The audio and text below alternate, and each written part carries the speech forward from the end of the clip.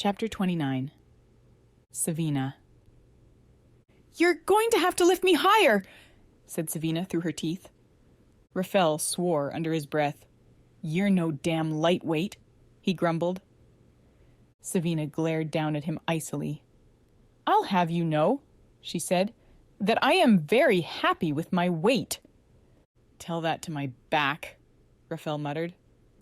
"I can help," came Nicola's voice from behind her. Savina swore again. "Benny, tell our little brother that if he lets that hatch fall on my head, I will personally stab him in the knee." "Sorry, Savina, I was just trying to help," said Nicolau in an injured tone. Savina gritted her teeth and ignored him, trying again to find purchase with her feet on the slippery shoulders of Rafael's pilot coat. "What do you do to this thing, grease it every day?" she muttered bitterly. Rafael grunted as her foot slipped, and his face ended up in the joint of her knee. "Just get up there. You're a world-class assassin. I thought you'd be able to climb better than this, or at least pull yourself up. I'm a world-class assassin because I'm sweet and charismatic, unlike other people I could mention, and that's on purpose, so that I don't have to do things like climb on people's shoulders and pull myself up through a damn trapdoor hatch," she gritted. "If I'd wanted to be an athlete, I would have been a government agent like Reka." Rafael grunted again, but, her feet scrabbling on his shoulder, Savina managed to catch the tip of the floor with her fingers where Nicolau held the trapdoor cracked open. "Higher!" she snapped through her teeth. Rafael swore, but she felt the pressure of his hands under her thighs increase, and she pushed off him as hard as she could as Nicolau shoved up on the trapdoor hatch. Rafael stumbled backwards, but this time she caught the edge of the floor with both hands and managed to pull herself up. Joska stepped forward, bracing the soles of Savina's feet, and Savina kicked off her, sliding up on her belly onto the floor above the trapdoor. There were 2 Yibo guards. They'd both turned to stare at her, a game of dice forgotten on the floor between them. One of them jumped to his feet, pulling out his weapon as, with a final wriggle, Savina rolled out onto the floor. They wouldn't just shoot her. If Ur had planned to trade her to the raiders, they'd have to be desperate before they'd kill her. Savina smiled, pushing herself to her feet. "Hello," she said in a soft voice. "Don't move if you want to live." She had no idea whether or not they understood her words, but the threat in her tone was unmistakable. "Don't kill them, unless you have to," came Joska's sharp whisper from below. Savina rolled her eyes, easy for Joska to say. She wasn't the one trying to do the escaping. One of the guards reached for their communication device. Savina grabbed a small stool and crossed the room in a few quick strides. Before the panicked guard could call out, she slammed the edge of it into his temple, and he collapsed, groaning. The other guard was scrambling to her feet, lifting her weapon. Before she could bring it to bear, Savina swung the stool upwards, sending the weapon flying from the guard's hand, then swung it again, catching her across the back of the head. The guard slumped to her knees, blinking, and Savina shoved her over with her foot, planting her knee on the guard's neck. "Either of you move, and I'll crush her windpipe," she hissed. "You know I can do it." The other guard, who'd rolled over and was reaching for his own weapon, froze. Savina gave a small smile. "Give me your weapon," she said. "Drop it on the ground and kick it over." She pantomimed the action, and the guard did as he was instructed. Savina picked it up and straightened, brushing the dust off her knees. She kept the weapon trained on the 2 as she stepped back. "You can go ahead and shout an alarm," she said in a friendly voice, "and then I'll kill you. Or you can tie each other up." Again, she pantomimed the action. The 2 guards looked at each other, and then one glanced up at Savina hesitantly, miming untying the sash at her waist. Savina tipped her head impatiently, and the guard pulled off the strip of cloth and tied her companion, then, at Savina's impatient gesture, unfastened her companion's sash and looped it around her own wrists. Savina drew a circle in the air with her finger, and the guard turned, her eyes still wide with terror, her hands behind her back. Savina stepped forward, inspecting the first prisoner's knots, then tied the second guard quickly and efficiently. "You're smart," said Savina, coming around so the guard could look her in the face again. You tied him up well. If you hadn't, I would have shot him, and then I would have shot you." She plucked a knife from the guard's belt and sliced a strip off the woman's tunic, ignoring the whimper of terror, then gagged and blindfolded both guards. Honestly, killing was 100 times easier. If she'd had her preference, she'd have left them both dead. But she could picture the expression on Joska's face. She wouldn't put it beyond the damn woman to sabotage their escape if she did that, or simply refuse to come at all. She sighed, shaking her head, and crossed back to the open trapdoor. Nicolau was on tiptoes, straining with all his might to hold the edge of the heavy door ajar, and she took it from him and pulled it back, letting it down as quietly as she could. "You're clear to come up," she called down. "And before you ask, Joska, I didn't kill anyone." She couldn't help a note of bitterness in the words. Joska chuckled. "Well done, Savina. I'm proud of you." Savina scowled, then glanced around the room for something she could use to pull them up. She ended up tossing down the stool. The cell had been made for people the height of the Yibo, and Savina, the shortest human of their group, was several centimeters taller than the tallest of them. With the assistance of the stool, Nicolau was able to hoist himself out easily enough and then reach down to help the others. When everyone was out and brushing themselves off, Joska glanced around, surveying the guards. They both had bruises rising where Savina had hit them, and one of them had blood running down the side of her face, but they were unmistakably alive.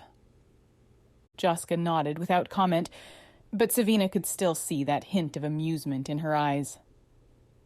"Nicolau, you know your way out from here?" the captain said. Nicolau nodded. His face was paler than usual, but he was wearing an expression of stubborn determination, and it was clear he had no intention of being the first one to show fear. Savina glanced around the room once more, and then her eyes caught on a small bench in the corner. There was a jacket thrown casually over it, and she recognized it at once as Reka's. She was unprepared for the surge of fury and hatred and something else. Something hot and disquieting, something that reminded her of the look on Reka's face as she'd pulled Savina to her feet, the pressure of her forearm against Savina's throat, the ease with which she'd held Savina still, even as Savina twisted and struggled. The moment Savina had finally gotten through that icy indifference, the flash of anger in those cold eyes. "I'll catch up," said Savina, a small, vicious smile forming on her lips. "I'm going to leave a little surprise for Reka." Joska raised an eyebrow. "Savina. She's a government agent. I doubt even you could set a booby trap that would—" "Don't worry," said Savina, widening her eyes innocently. "This isn't for her. This is for whoever comes in with her and finds us gone." She smiled, pulled a knife from her belt, and then reached into the front of her tunic. She sliced off a scrap of edging from her bra as Nicolau averted his eyes, his cheeks going dark with embarrassment. Then she crossed to Reka's jacket and dropped the scrap of lace somewhere where it would be obvious both what it was and that it had been left on purpose.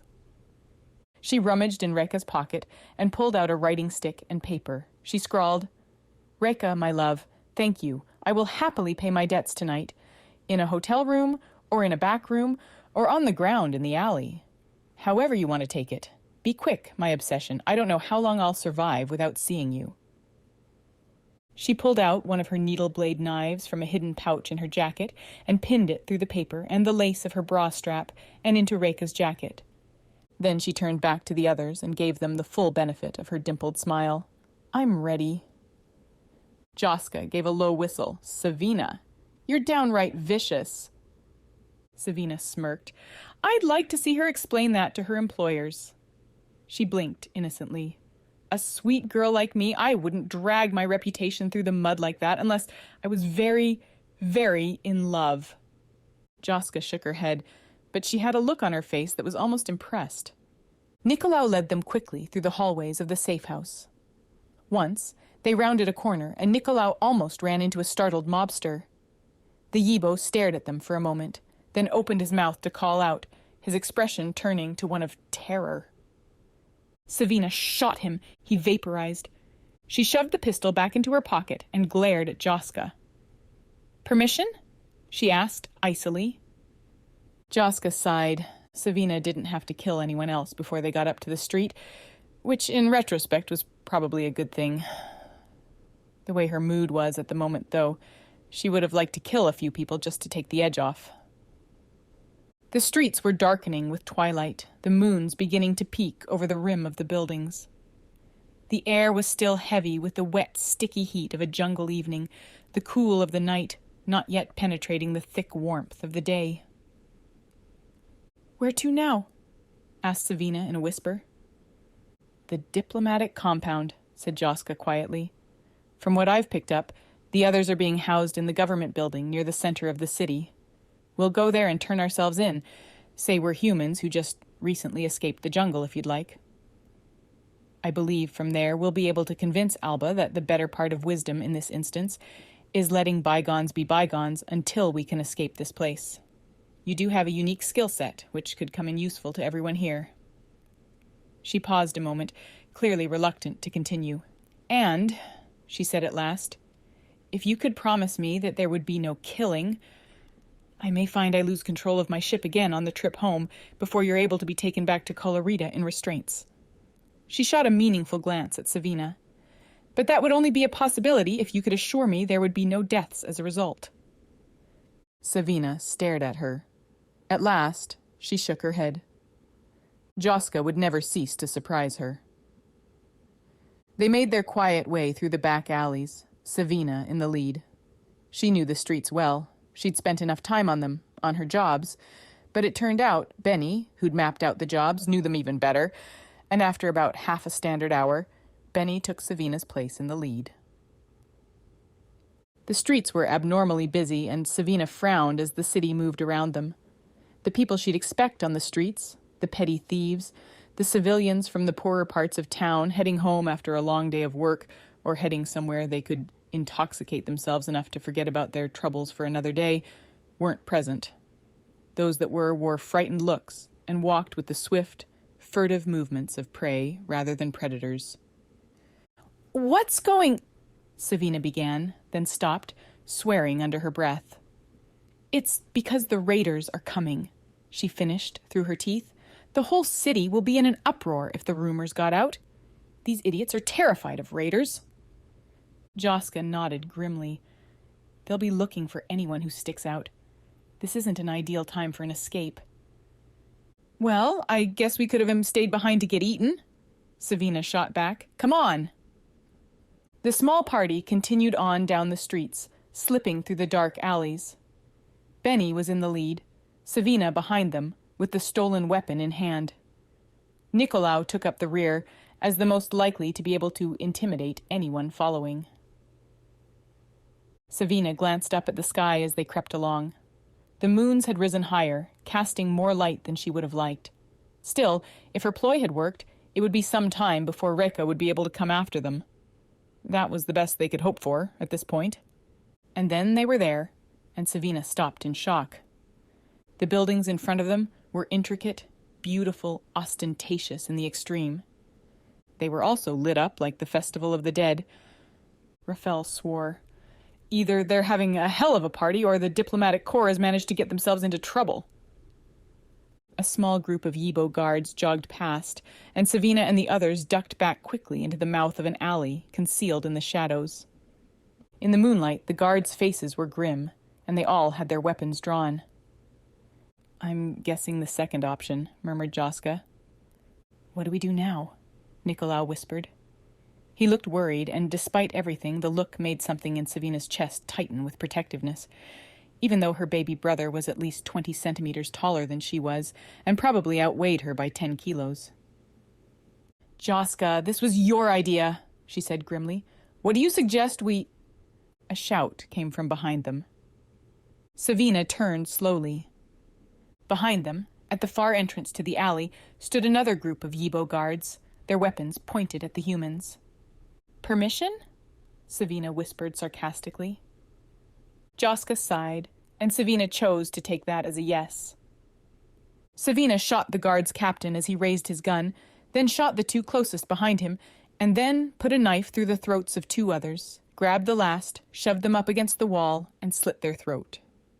She turned back to the others and smiled prettily, feeling a faint satisfaction at the sick look on Joska's face. "You did say I had permission," she said.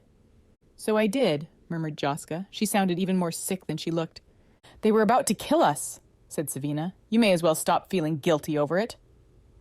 "If only it was as easy as that," muttered Joska wryly. "Working with you feels like how I'd imagine summoning a demon would feel." Savina smiled at her. "Don't worry, it gets easier with practice." Joska shook her head, pulling her gaze from the massacre. "Well, if the diplomatic party is in this much trouble, I doubt us finding them is going to do anyone any good," she said. "I suppose we'll just have to—" "Wait," said Nicolau, frowning. He moved to the front of the alley and peered out into the open boulevard surrounding the diplomatic building. "What is it?"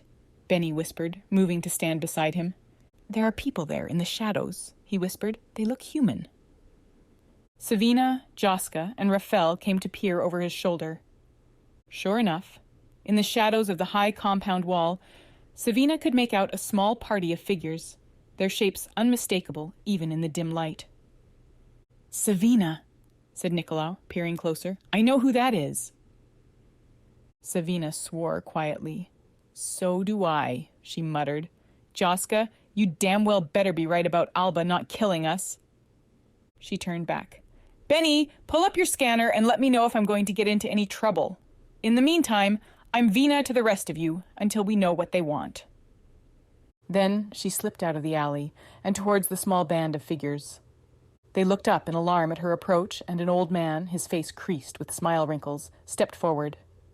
He was holding a pulse pistol, his grip steady, and beside him a girl who looked younger than Nicolau, skinny and frightened with huge eyes and a cloud of black hair puffed in a soft halo around her head, held another. "Don't shoot," whispered Savina.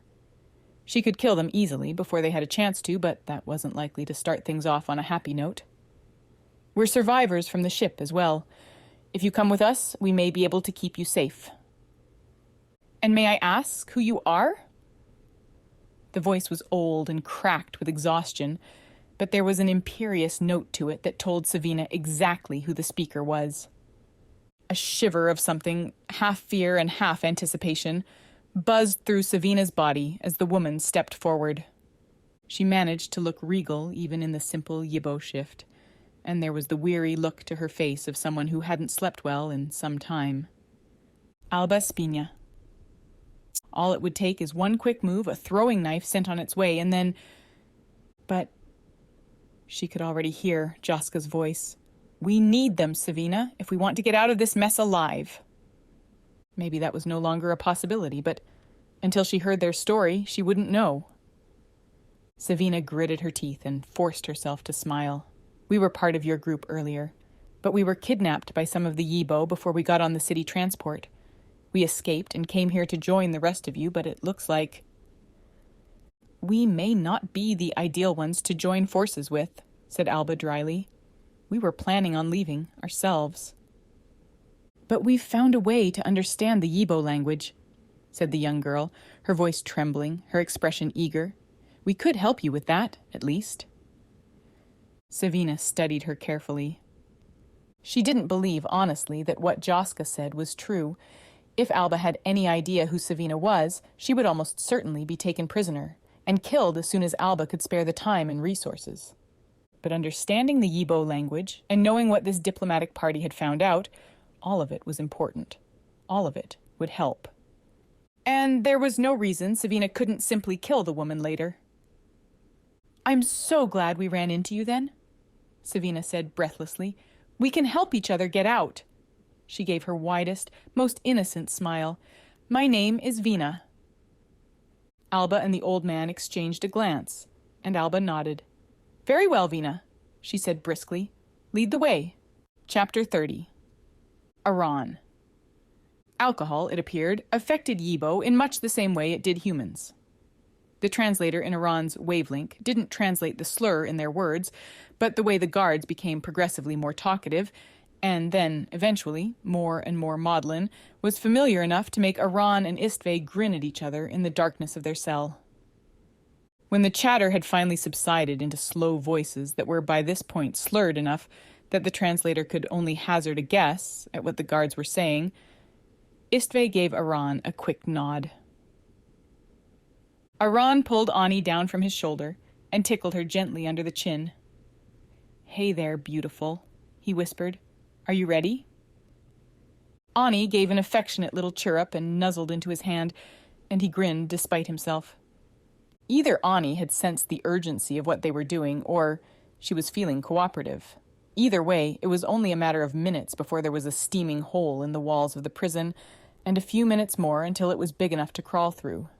The acid, of course, would eat straight through skin, flesh, and bone if it got onto them, so Aran pulled off his much-abused jacket and tossed it over the spot they'd have to crawl over. "Better be quick," he whispered to Istve as he slithered through. "It'll only take a few seconds to melt." Istve, who was following close behind him, only grunted. Both of them made it through before the first corrosive hole appeared in the jacket. Aran hesitated, but it was probably too far gone to be of any use now. He'd just have to find himself a new one. "Come on," hissed Istve. The two guards were slumped against the wall of the small room outside the cell. One of them was still blinking her eyes slowly, the flask clutched between two loose fingers. But each blink took longer than the last, and it was less than a minute before her eyes fell shut completely, and she tipped over to join her companion, snoring peacefully against the wall. Istve crept carefully to the unconscious guards and slipped their ID cards from around their necks. They handed one to Aran, then tapped their own against the door lock. It clicked open, and the two of them slipped out, closing it behind them, into the brightly lit corridors of the prison. After a couple of wrong turns and more than a couple near misses, they reached the passageway leading out to the courtyard. A guard rounded the corner. His eyes went wide, and then Istve stepped forward and landed a clean punch in the center of his face. He staggered back, and Istve hit him with an elbow to the jaw, then caught him neatly as he crumpled. They lowered him to the floor, clipped on a restraint, and shoved a gag into his mouth, then turned to Aran, grinning. Aran tried very hard not to focus on how incredibly attractive Istve looked with their knuckles bruised and that crooked, mischievous grin on their face. Istve winked, and Aran almost suffered a cardiac arrest. "Come on," Istve whispered, turning away, and Aran forced his mind back to the more practical problem of getting out of the damn prison alive. There was heavy security at the door, and the two of them hung back for a moment in the shadows. "Ani?" Aran whispered, pulling her from his shoulder. "Do you want to play?" She chirped and nuzzled her bulbous body into the crook of his elbow. "All right, sweetheart," he whispered. He picked up the gun Istve had taken from the prone guard, took a deep breath, and stepped out into the corridor. There was a moment of frozen shock. "Ani!" Aran whispered. "Chase!" She gave a little wriggle of excitement and launched herself off his shoulders, spreading her skin flaps, so she soared across the open entranceway. There was a moment of stunned silence, and then the Yibo turned and scattered like ants whose hill had been stepped on by an ant bear. Aran grinned and beckoned to Istve. Ani had landed, and she gave Aran a questioning chirrup, staring at him piteously with her bulbous eyes. He sighed. "I'm coming to get you." He started after her, and she scuttled up the wall, spread her skin flaps, and launched herself toward the opposite wall. Alarms began sounding, sirens wailing, as someone finally realized what was happening. The guard in charge of the door gate was huddled behind the counter, trembling, but he'd managed to hit both the lock and the alarm. Istve started towards him. The guard jumped up as Istve sprinted across the open floor, but Istve vaulted over the counter and knocked the gun from the Yibo's hand, then turned him around and shoved him, stumbling, out onto the floor. He landed on his face and pushed himself up on his elbows. Then he noticed Ani, scrambled to his feet, and fled. From down the corridors, Aran could hear the sound of running feet. This entire place would turn into a damn gun battle in a moment here. "All right, Ani, you win," he called, trying to make his voice sound light and cheerful instead of on the verge of panic. Behind the counter, Istve fumbled with the buttons. It should be somewhere in here, they muttered. Then they swore, rolling their eyes and straightening. There's a facial scanner or something. The ID won't work unless...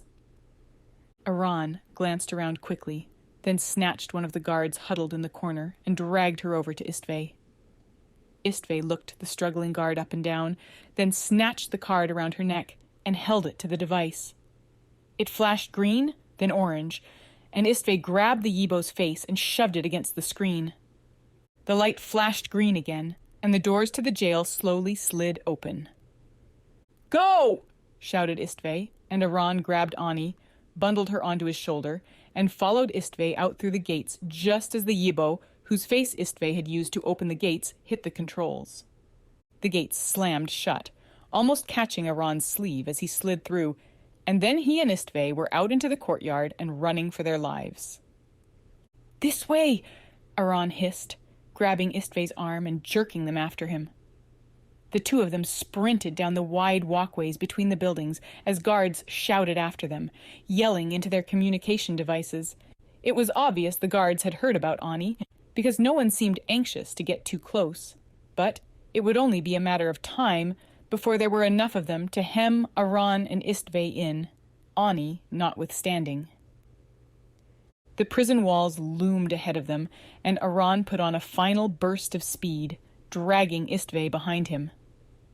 Istvay's labored breathing hissed in Aran's ears, and his friends stumbled once or twice as they ran, and the ever-present knot in Aran's stomach grew a little bigger.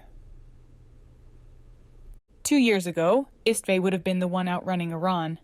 He didn't have much time. He needed the cure because Istvay didn't have much time. When the two of them reached the walls, Istvay bent over, gasping, and cupped their hands, bracing themselves. Aran stepped into their palms in a practiced motion, and Istvay straightened as Aran jumped, flinging him upwards. They judged the distance well. Aran's fingers just caught one of the decorative moldings on the top of the wall, and he pulled himself up by his fingertips, grunting with the effort. He got his elbow on the top of the wall, then scrambled the rest of the way up, turning quickly. Below him, Istvay had straightened and turned, their back to the wall, facing the approaching Yibo guards. "Stay back!"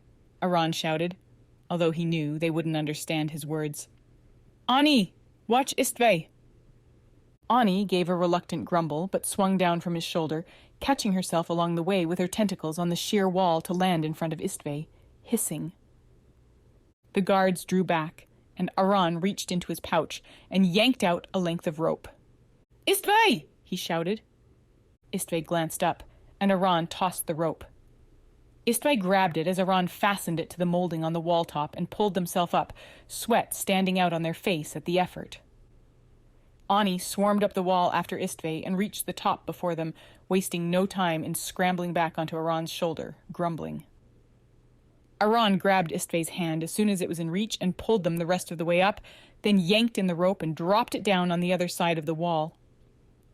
Already, guards were swarming through the open gate, but it would take them a few moments to reach where the rope had landed. "Ready?" Aran whispered, grinning a little in spite of himself. Istvay nodded, and the three of them, Ani perched firmly on Aran's shoulder, slid down the rope almost quickly enough to burn the skin of Aran's hands and dropped onto the street below. He and Istvay brushed themselves off and took off down the street at a dead run. The hue and cry after them faded quickly. He and Istvay were unfamiliar with the city, and so they probably weren't following any sort of logical route, just trying to get as far the hell away from the government compound as they could. "Do you think Alba and the others are all right?" panted Istvay as they ran. Aran gave a quick shake of his head. "I have no idea, but she's smart. I'm sure she'll be able to take care of herself." The streets grew dirtier and narrower as they ran, the buildings more dilapidated. Every so often they saw a cluster of Yibo, but their movements were furtive, their expressions terrified. "What's happening?" Aran asked over his shoulder. Istvay shrugged, too breathless to comment. "Where to, then?"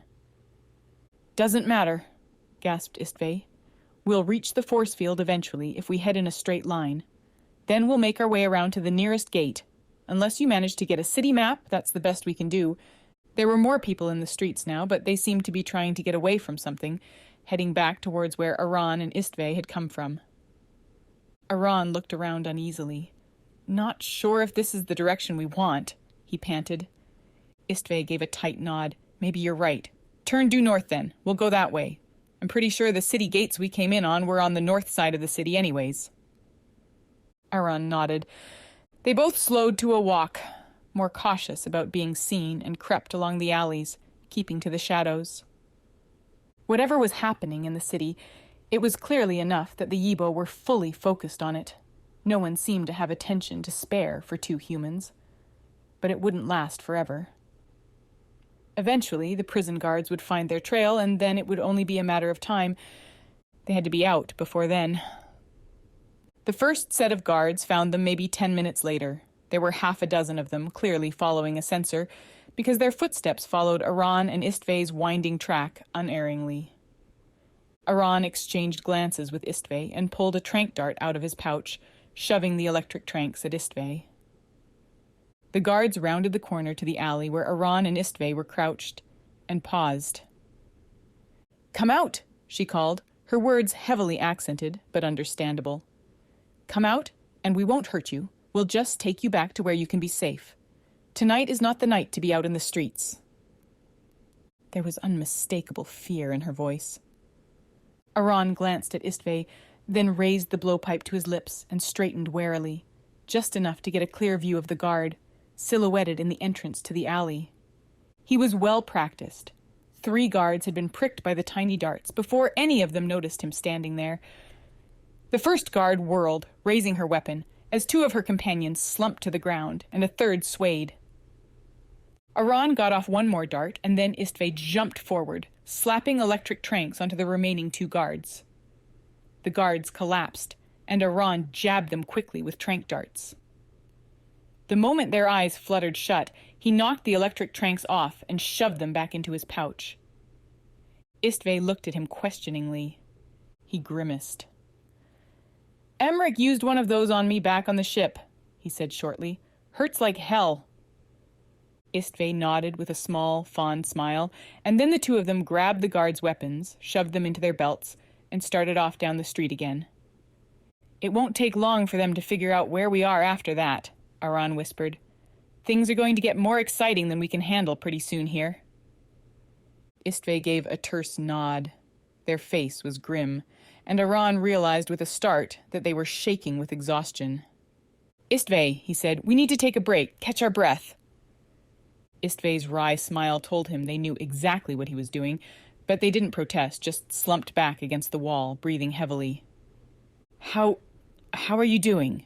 Aran asked in a low voice. Istve shrugged irritably. "Hardly matters, does it? I'll be doing worse if Emmerich gets his hands on us."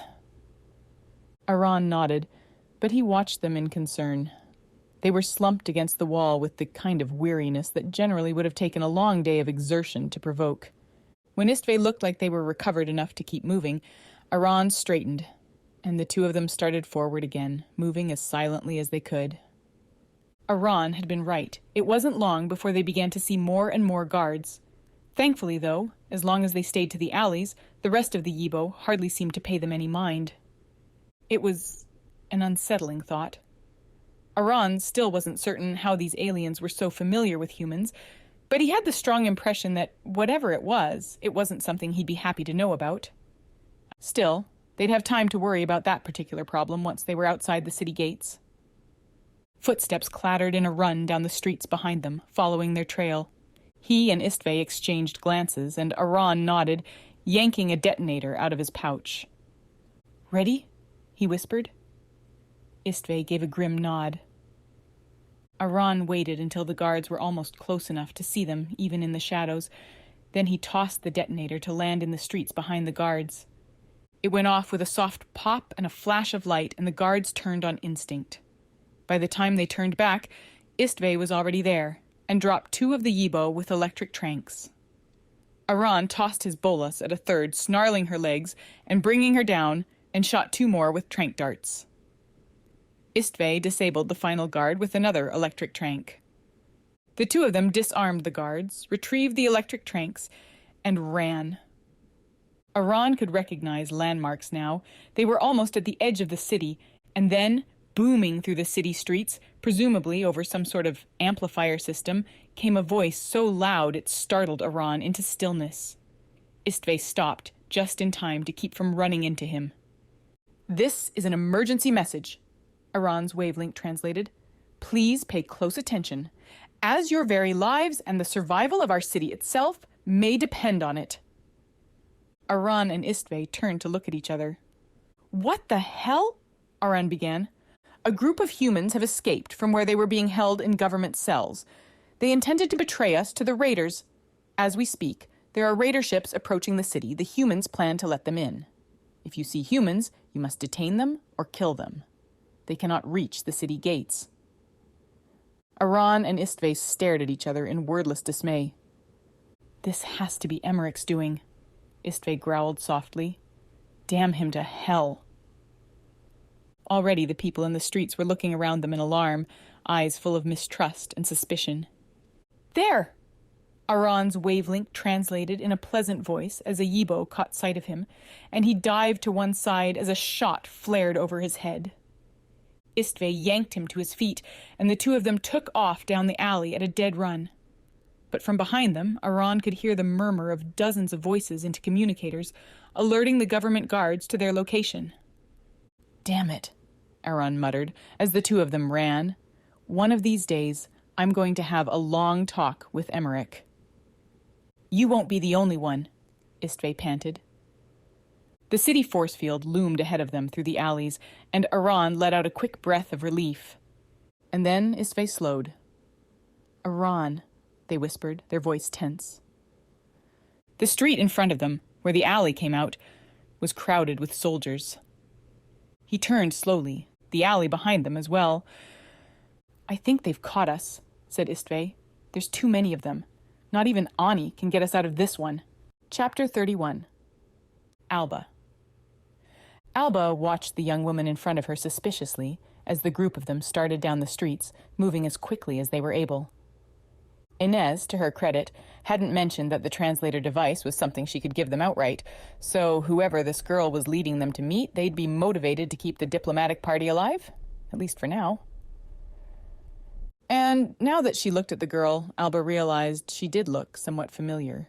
She'd either seen her on the ship or in the group of survivors after they'd landed, but she'd worry about that once they were out of the city. Right now, they needed all the help they could get. She recalled the small map tucked into her retinal screen. The thought of what she'd have to do with that information still made her sick, but there was no way around it. There were many, many more lives than just their own hanging on their escape tonight. Perhaps the fate of the entire Joias System. The girl led them to a small group of people huddled in the alley. Two of these she did recognize, the woman named Joska, and a tall, auburn-haired young man she was quite sure she'd seen on the crew of the diplomatic ship. "Let's go," whispered Vina. "This is Alba Espina, and her friends have technology that translates the Yibo language. They promised to show us once we're all safe outside the city." Alba didn't miss the sharp look Joska shot the girl, but the woman didn't say anything, just nodded and gestured them forward. "The streets are a mess right now," said Vina. "I don't know what's going on, but we'll have to stay out of sight as much as we can." It was quickly apparent that the girl hadn't been lying. The streets were crowded with panicked Yibo. Inez had gone back to help Feilu, and Alba noticed with some amusement that the young crewman had gone to assist her, and that he seemed somewhat more interested in Inez than he did in the old clerk. "We need to move faster than this," said Joska over her shoulder. "I don't know what happened back there, but I'm guessing they'll have people after you as soon as they find out you're missing." "And what exactly do you suggest?" snapped Alba. She gestured over her shoulder at Feilu. "Shall we simply leave the injured to fend for themselves?" Joska's face softened a bit. "I'm sorry, Madam Chief Justice," she said quietly. "I know this isn't ideal, but if we don't figure something out, he'll die along with the rest of us." She moved back to speak with the struggling trio, and Alba heard Feilu's irritated voice insisting he'd be fine, and he could move faster if they'd just give him a moment. "All right," said Vina, "let's go." Her voice was sharp with impatience. In the distance, they could make out the shouts of the Yibo guards. Alba and Josip exchanged grim glances. How long would these people be willing to stick with them once the guards caught up? Joska caught their look and shook her head. Her expression was grim, but there was a trace of amusement in her voice. "We're in this together now. We won't leave you behind. Guards or no. Come on." They staggered on. Alba's legs ached, her muscles burning with the unaccustomed exertion, but she forced herself to keep moving. Everything hurt, and she was exhausted enough that, had it not been for the copy of the small map in her retinal screen, she might have considered simply turning herself in. At last, though, the city gates were ahead of them, visible in the distance through the buildings. She breathed a shaky sigh of relief, and then, over the city amplifiers, a voice shouted out in the Yibo dialect, the cheerful translation by Alba's AI almost jarring in contrast. "Can you understand them? What are they saying?" asked Vina in a sharp whisper. Alba frowned and translated. She didn't miss the sudden tension in the girl's face at the mention of raiders. "There's a guarded checkpoint ahead. Once we're past it, we have a clear shot at the city gates," said Joska quietly. Vina stepped up beside the woman and shot her a glance that carried just a hint of smugness, and Alba could see Joska's face tighten just a little. "With your kind permission, Joska," the girl began, but Josip, who'd been watching down the street ahead of them, shook his head. "Please, Vina, let me—" Vina glared at him, but Joska shot the girl a warning look. "Go ahead," Joska said, and Josip stepped forward. He reached the guards, and Alba tensed, waiting for the Yibo to spin and shoot him. But instead, Josip touched the man's shoulder. "Car," he said in a quiet voice. The guard spun, then his face relaxed as he saw who it was. "Josip, what are you doing here?" "There are people trying to kill us. I'm sorry to ask this, but could you see your way clear to looking for us over there for a few moments?" The guard looked at Josip, then back at the others, indecision clear on his face. From the corner of her eye, Alba could see Vina tighten her grip on her pistol. And then the Yibo man nodded. "All right, but be quick." He stepped out into the street and beckoned his people after him, and they trooped off down an alley. Vina was staring at Josip in blank astonishment, and now it was Joska with the hint of a smirk in her expression. When the entrance to the alley was clear, Josip beckoned them, and they slipped hurriedly through. And then they were standing in a narrow side street, peering out into the broad boulevard that led to the city gates. Joska looked almost weary with relief. "We made it," she said quietly. "I wasn't sure we would." She paused.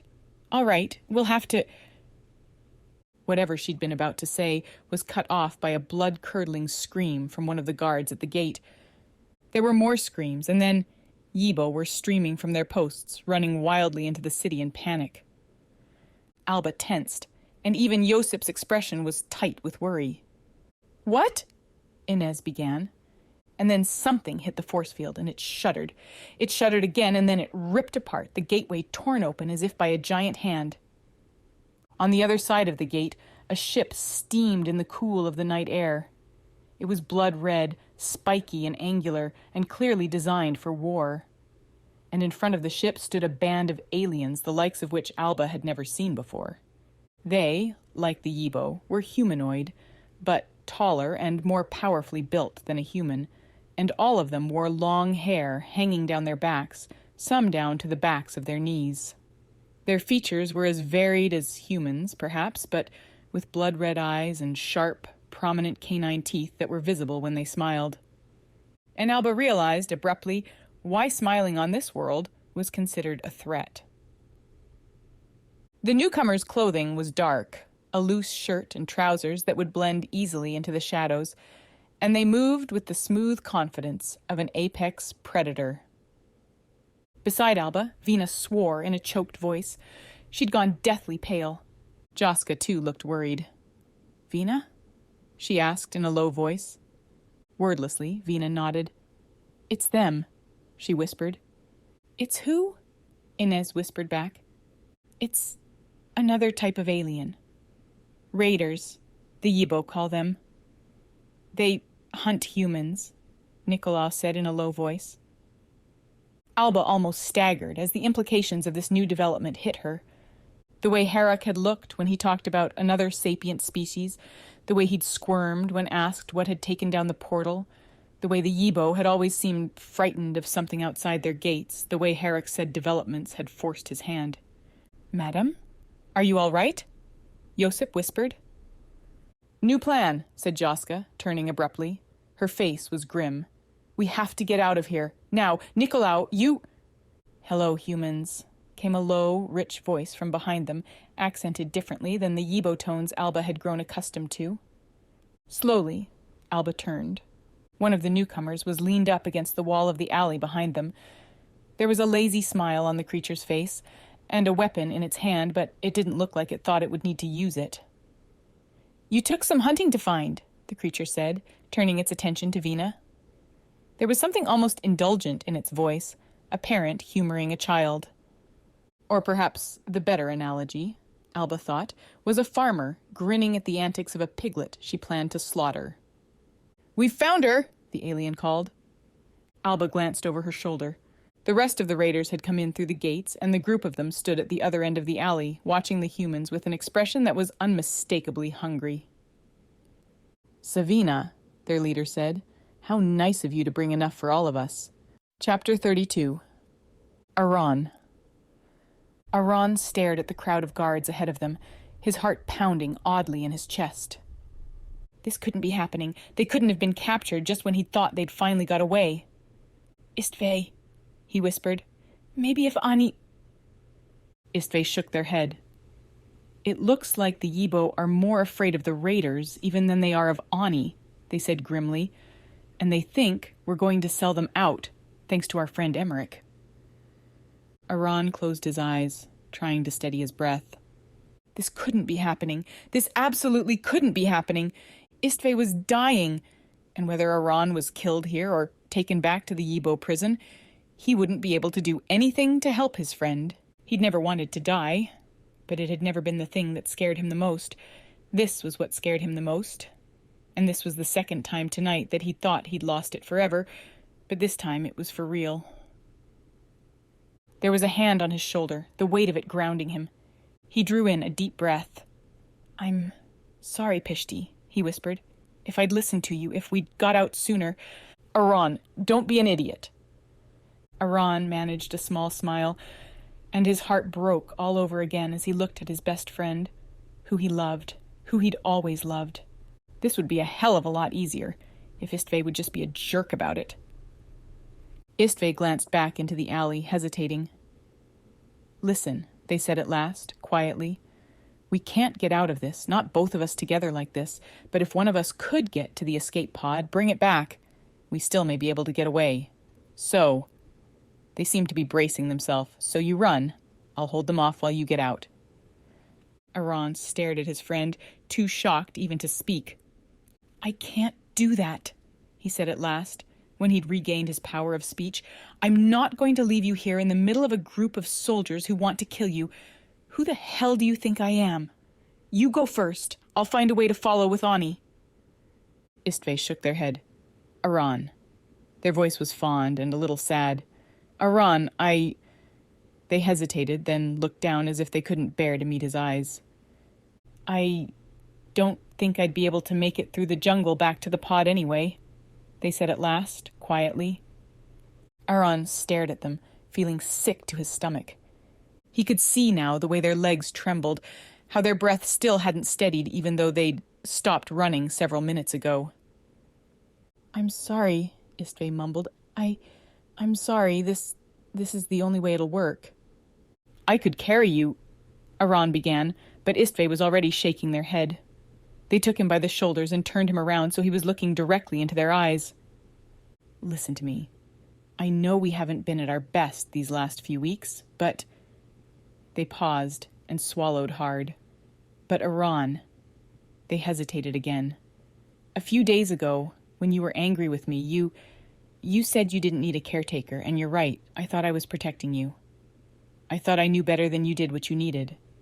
and I was trying to pretend I was fine so you wouldn't worry, which was stupid, because I knew damn well you were worried, and you were right to be. I haven't been fine in a long time, but I think I finally understand. I finally listened when you told me how much it would hurt you if I was hurt, if I was killed, and Aran. There was something aching and vulnerable in their voice. Aran, if you don't believe anything else about me, please believe that I don't want to see you hurt. Please believe that I would do anything to keep you from getting hurt. They were still looking into his eyes, clearly fighting the impulse to look away at the confession, and Aran's heart stuttered painfully. Istve wanted him to leave them. They said they finally understood, but they wanted him to leave them to get captured while he ran off with Ani. Please. They were still looking into his eyes, their expression pleading. I don't mean to sacrifice myself to save you, I promise. It's just, I can't make it like this. Get the pod, come back. Fire off a flare so I know you're out there, and I will find a way to meet you. I swear it. I need you to trust me one more time.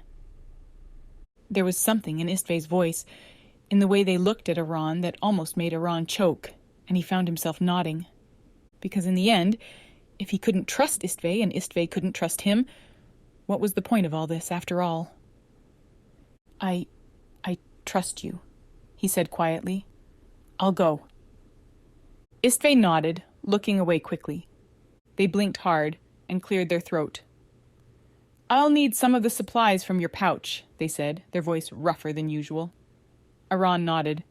Istve grabbed a handful of flares and some detonators, as well as a tranquilizer dart and a stun gun. Is that all? Asked Aran. Istve nodded, face grim. I still have the guns we took off the soldiers. They paused. Do you know how to start the escape pod? Aran shook his head. Let me walk you through it then, said Istve. When they'd finished explaining, and Aran had nodded his understanding, Istve straightened, putting their hands on Aran's shoulder. Good luck, they said quietly. Pishti, Aran began helplessly. Istve looked directly into his eyes. I promise, Aran, they said. Then they squeezed his shoulders and slipped away down a cross alley. Aran stood where he was, eyes closed, hands clenched, trying to keep from another panic attack. His heart was pounding, his breath coming far too quickly. Ani chirped in concern, pressing herself down on his shoulders and winding her tentacles around his neck, and he reached up and stroked her with a trembling hand. It'll be fine, Ani, he whispered, more to himself than to her. Pishti will be fine. They know what they're doing. And then there was the brilliant flash of a flare and a loud bang, and one of the Yibo captains was shouting something through her communicator that his wavelength translated as, We've located them! Within a few confused moments, the street ahead of Aran was empty. He took a deep breath, trying to keep his abject terror for Istve from completely overwhelming him, and ran. He made it out of the alley without being noticed, and down the street. He stayed to the shadows, but the shout had obviously been heard by more than just the government guards. It seemed like half the city was streaming towards where the flare had exploded. Another flare went off, and another detonator, a couple of streets further down. Ahead of him, Aran could see a set of city gates in the force field. They were unguarded, though, and when he reached them and clipped the largest detonator he had onto the mechanism, no one tried to stop him. He stepped back and hit the controller, and the detonator exploded with a loud pop. When the smoke cleared, the gate gaped open. For half a moment he hesitated, looking over his shoulder to where he'd last seen Istve, and then he slipped through the gates and out into the darkness beyond. Chapter 33. Savina. What the hell do you want? Savina snapped at the raider captain ahead of her. She knew the answer, but she couldn't stop herself from asking. It was something to say, at least. Something to stop the voice in her head that was telling her everyone here was going to die, and it was all her fault. The raider smiled. Savina, isn't it? She said. I think you know exactly what we want. Justice. Savina glanced quickly over her shoulder at the others. It's justice for you to kill all of us? Her voice was harsh with fear. The raider's smile broadened. You're right, she said. It would be justice to take just you. This, she gestured at the ragged group behind Savina. This is simply a delightful coincidence. But come, we need to get going before the Yibo find their courage and ask us to leave. Stand back, hissed Savina. Stay away from us. She had a gun in her hand, and her other hand hovered at her belt where 3 of her throwing knives hung. You already know I'm dangerous. I killed one of yours without even getting a scratch. The raider raised an eyebrow in amusement. That only makes it more enjoyable. Hardly sporting if your prey is too easy to catch. There was a moment's pause. Savina's breath was coming fast and harsh. She knew what she should do. She'd known what she should do from the moment she first saw the raiders. She should turn herself in, bargain her cooperation to let the others go. But something was squeezing her chest. She didn't want to die. She'd already given up her entire life to save Nicolau. She'd given up everything she'd ever wanted. Her freedom, Benny's freedom, to save Nicolau. She wanted, just this once, to be selfish. To save her own damn life. She wanted it so badly. She glanced back at her baby brother, standing protectively close to Inez, at Benny, standing between Joska and Rafael. But she couldn't. She simply couldn't. She took a deep breath and opened her mouth. And then Nicolau stepped up beside her, laying his hand on her arm. No, he said in a low voice. You're not going to give yourself up. Savina turned, startled. Look, Savina, I'm not going to lie. You scare the actual hell out of me. But, he paused awkwardly. But I'm not going to lose the first sister I ever had, just a few weeks after I found her. And then Alba stepped forward, her tone ringing and imperious, and addressed the raider captain. I don't know who you are. I'm not sure I want to know, to be quite frank. But if you expect any of us to give up one of our company so that you can... She waved her hand. Eat them, or whatever it is you plan to do? Her voice absolutely dripped scorn. I will tell you now, you had best forget that idea completely. Savina gaped. Alba was looking at her, and honestly, the sentiment probably had less to do with Savina personally than it did with some stubborn, abstract principle, and yet, regardless of the reason, she'd said it. The woman could have tried to save herself, and instead, she'd put all their lives on the line for Savina. The raider captain frowned. You, human? Her voice held the condescending disdain of an adult speaking to a very stupid child. What's your name? Alba met the raider's gaze unflinchingly. I hardly see that that's your business, she said icily. And as much as Savina hated the woman, she had to admire her sheer gall. Now, unless you have an official reason to stop us... The raiders surrounding them stepped back, and another raider came forward through their ranks, pulling someone behind them. Savina groaned inwardly. The captive woman's hands were bound behind her back, and there was blood across the side of her face, a bruise rising on one of those sharp cheekbones. But Reka's icy, breathtakingly indifferent gaze was as cold and self-assured as ever. Savina fought down the twist inside her chest at the sight of the woman's battered face and bound hands, a mixture of guilt and elation. She wasn't sure where either of those sentiments had come from. Reka's eyes brushed past Savina with such disdain that it almost choked her. Her gaze stopped on Alba. Reka Soler? Asked Alba, her voice astonished. What are you doing here? Reka gave a small smile, still not deigning to look at Savina. Madam Chief Justice, she said in that cool, rich voice that seemed to vibrate in Savina's very bones. That person who you're traveling with is... Reka's next words would kill her, betray her to Alba, and Savina would die for it. Savina stepped forward, yanking her pulse pistol out, and fired directly into Reka's chest. Reka staggered backwards, her words choked off, and collapsed to the pavement with a soft thud. For a moment, everyone stood stunned. Then Joska turned to Savina, her gaze murderous. She was going to shoot us, gasped Savina, in her most innocent voice. She must have been working with them. Look, in her hand... Sure enough, Reka's hand lay half open where she'd fallen, revealing a tiny, deadly weapon inside. Never mind that the weapon had been pointing at the raiders, not them. That was for Savina to know. From the look on Joska's face, she hadn't been fooled, but she couldn't exactly call Savina out at the moment. "So she wasn't your lover, after all," said one of the raiders, glancing down at Reka in amusement. "Very clever, Savina." "Now—" Savina turned to glance at Joska, raising her eyebrows in a mocking question. Joska's face was set with anger, but she gave a brief nod. Savina raised her pistol and fired into the face of the raider captain. As the woman staggered back, Savina yanked out her throwing knives, sending a handful in quick succession. 2 of the raiders fell, the knives embedded deep in their throats, scarlet blood spurting up around the hilts. The other 3 knives caught on the flexible armor the raiders wore, sliding off to clatter to the ground.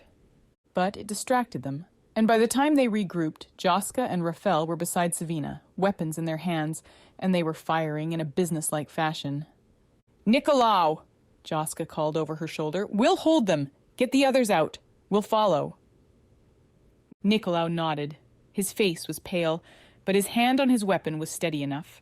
He supported Feliu with one arm, and with his other steadied Alba, while Inez helped Feliu, and they started off at a stumbling run as Joska, Savina, and Rafael set up a blistering covering fire. Through the bloody mess of the scene, Savina could see the gates still open in a jagged tear. "Come on!" grunted Rafael. "Best get moving or we'll lose our chance." Joska nodded, and the 3 of them started after the others, still firing steadily to keep their path open. The raiders' return fire hissed over their heads and pulverized the cement at their feet, but they kept to the cover of the alley walls, making a difficult target. Savina peered around the corner of the alley. Nicolau was at the entrance of the city gate, waving frantically at her. She swore, "We have to go! That idiot will get himself shot!" Joska nodded grimly. "Rafael." "I'm ready, Captain," he said in a tight voice. "On my count, then," said Joska. 3, 2, 1, go. They ran, dodging and ducking as the raiders' fire hummed around them.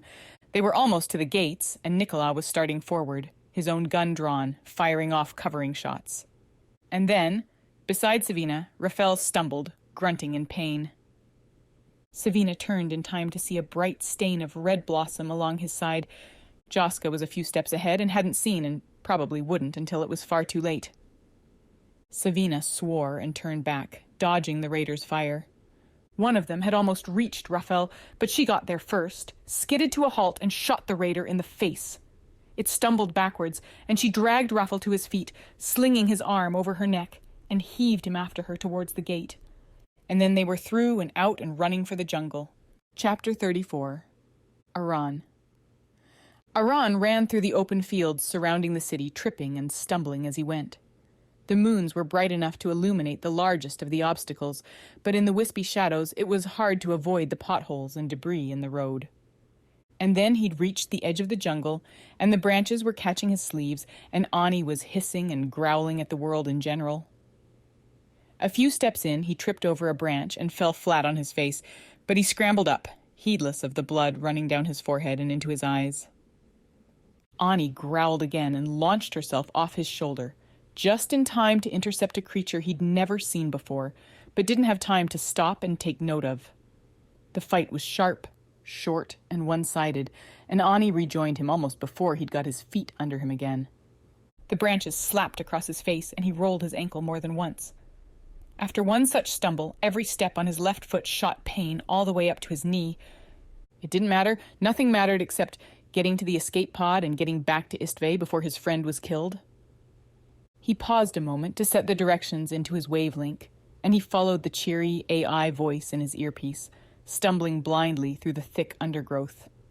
He yanked out his bush knife to clear the way, hacking through thick, gnarled vines and heavy branches. He had to make it. He absolutely had to make it. There wasn't another option. And then, at last, he broke through into the clearing where the escape pod lay on its side like a bird shot out of the sky. He gasped a sigh of desperate relief, slashing aside the jungle plants that were already creeping up the sides to claim the ship for their own, and shoved his way inside. He hit the hatch closed behind him and stared helplessly at the control panel for a few moments. Cautiously, he reached down, flipped a switch, then another, then held down the starter. biting the inside of his lip hard enough to taste blood. The ship choked a couple of times, and he thought he might pass out from a feverish mix of anticipation and terror. And then it grumbled to life, and he dropped into the seat, boneless with relief, and hit the controls to lift the pod off the jungle floor. It strained against the vines and tangled vegetation for a moment, and then broke free, leaping up above the tree line, and Aran pushed the throttle, shooting the pod towards the Yibo city. The moment he passed the edge of the jungle, he grabbed for a flare, and then he saw something that made his stomach lurch. The city gate he'd come through was closed tight, and Yibo guards were clustered around it once more. Aran closed his eyes for a moment, pulling back on the throttle so that the pod hovered in place. It wasn't what it looked like. It couldn't be. Surely Istve could still get out. They had to have anticipated this. But the pod couldn't get through the force field. If the gates were closed and Istve trapped inside... Aran had known this would happen. He'd known the moment he'd agreed to leave, but Istve had sounded so certain. Istve had told him, they'd promised him they wouldn't sacrifice themselves, they'd promised they had a way out, and they'd lied. The thought sat in his stomach like a stone. Carefully, unsteadily, he got to his feet. He walked to the side hatch, pulled it open, and shot off the flare. He watched it for a moment as it rose and glittered against the black of the night sky. Then he turned his gaze back to the city, glowing under its force field. There was something sick in his stomach. He felt a little like he wanted to throw up, but he couldn't seem to muster the energy to care. Istve had lied to him. This was the most important thing in his entire life, and Istve had known it, and they'd lied to him. Everything seemed slightly unreal. He knew he was focusing on the lie because it was easier than focusing on what would happen after. Easier than focusing on what his life would look like without Istve in it.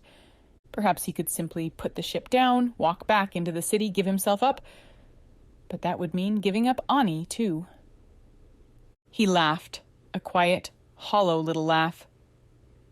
It didn't matter what he did then. He sank back into the seat, staring sightlessly out the window. It had been... He checked his palm screen. 5 standard minutes. 5 minutes since he'd set off the flare. But then he'd known the moment he'd seen the closed city gates that it was hopeless. He took a deep breath. From the other side of the city there were shouts and screams, but it couldn't be Istve. The distance was too great. Ani, he said quietly. What should we do now? Ani didn't answer. Of course she didn't. She didn't care where they went, as long as Aran was with her. He tried to smile, then choked on tears. He hadn't cared where he'd gone either, as long as it was with Istve. His whole damn life, it hadn't really mattered. They could have been on the streets of Villa Nova do Sol, out in the Rim Mountains, on the bottom of the damn ocean, or in an alien prison. It hadn't mattered as long as he was with Istve. Something seared across the corner of his vision, and he jerked his head up. A flare. He stared at it dumbly for a moment. And then the gates parted, and there was a commotion of tiny figures running and yelling, and Aran shoved the throttle on the escape pod forward, sending the ship swooping low over the fields. The Yibo scattered at its approach, all but one tiny figure running towards him, waving their hands over their head. Aran's eyes were blurry with tears, but he managed, somehow, to bring the pod down in front of them. He hit the hatch lock, and the hatch sprang open, and Istve stumbled inside. They were panting, and there was blood staining their loose tunic and blood smeared across their forehead, and their face was tight with exhaustion. But they were the most beautiful thing Aran had ever seen in his life. "Let's get out of here," said Istve, stepping into the cockpit. Aran jumped up, and Istve slid into the seat, their fingers sure on the controls. They hit the hatch lock, then pulled back on the thrusters, and the pod rose smoothly in the air, spun in a neat circle, and shot back in the direction they'd come from. "Aran?" Istve asked, once they were out of immediate danger, turning to look at him. "Are you all right?" But Aran simply stood there staring at them, and he couldn't answer. His throat was far, far too tight with tears, and if he opened his mouth, all that would come out was a wordless sob of relief. Chapter 35. Alba. The group of them stumbled across the uneven paths in the fields beyond the city. The roads were hard-packed, but in the dark there were potholes that were impossible for the eye to make out in the odd shadows cast by the moons. Alba's muscles ached and her legs burned. Her whole body was trembling from the exertion, but she forced herself to keep going. She had to keep going. There wasn't another option. They ran, or they died. "We'll have to leave the roads," Joska hissed over her shoulder. "They can come after us too easily here." Ahead of Alba, Vina nodded. She and Joska turned off the trail, and, leaning on Inez, Alba forced herself to follow. She was clenching her jaw so hard it hurt, and her breath ached in her lungs, and a sharp stitch stabbed through her side at every step. A quick glance over her shoulder, though, confirmed the need for haste. The raiders, whatever they were after them, streaming out through the city gates and down the open road. Alba's foot caught in a depression, and she stumbled, falling hard. A sharp, breathtaking pain shot through her knee, and she bit back a scream. "Madam? Madam, are you all right?" Inez was hovering over her, but her face was blurry through the haze of pain. Alba tried to answer, but the only thing that came from her lips was a moan. "Let me help you up," came Nicolao's voice, and then she was lifted to her feet. She tried to put weight on her injured leg, and the pain crashed into her, almost overwhelming her consciousness. "Lean on me," hissed Inez in a low voice, and somehow, hobbling and stumbling, pain shooting through her body at every step, Alba stumbled after the others, leaning heavily on Inez. She was lightheaded with pain, breathless with it, but she forced her body to keep moving. She would not slow up the others. She wouldn't allow the others to be captured, but she couldn't go much farther. She knew that much. The pain was an awful thing cutting through her like a knife, and she caught herself wondering if a quick death at the hands of the raiders could possibly be worse than this. "Come on, madam." She glanced over at Inez's face through the fog of pain. There were tears running down the girl's cheeks. "Come on, madam, we have to keep going." From behind them, the raiders' voices were getting closer. A shot hissed over their heads, and Joska swore. "I don't think much of our chances," the woman panted. "We're not going to make the trees at this rate, and from the looks of the bastards, they'll be faster in the jungle than we are anyway." "What the hell do you want to do?" hissed Vina. "I can't kill all of them." But she slowed, reaching into her jacket, and it looked like she was thinking of at least trying.